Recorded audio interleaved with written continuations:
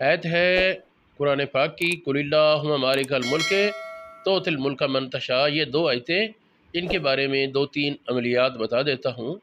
ایک تو یہ ہے کہ ان دو آیات کو 100 بار روزانہ پڑھنے سے اللہ رب العالمین کی مدد شامل حال ہوتی ہے، اور رزق میں غیبی مدد کے اسباب پیدا ہو جاتے ہیں۔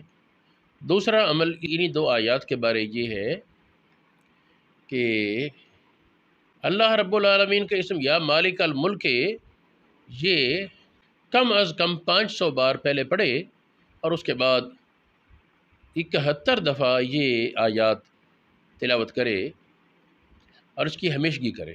تیسرا یہ ہے کہ اللہ رب العالمین کا اسم مالک الملک اس کو 7000 بار روزانہ کہے۔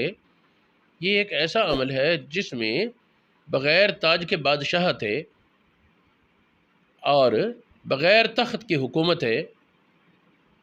اس میں اگر کوئی اس کی پابندی کرے گا اور ساتھ تقوی پر ثابت قدم رہے تو اس کے اشارے پر کچھ بعید نہیں کہ کبھی اشارہ کرے تو بارش آئے اور اشارہ کرے تو بادل آئے۔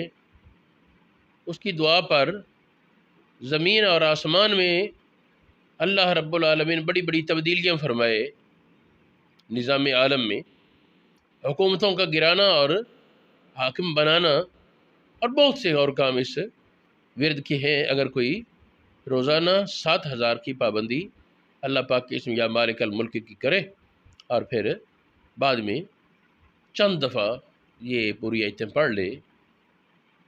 چوتھا عمل اس کا یہ ہے کہ یہ آیات 130 بار 130 دن تک روزانہ پڑھے، اور جس بیماری کے لیے دم کرے گا اللہ پاک اس میں شفا عطا کرے گا۔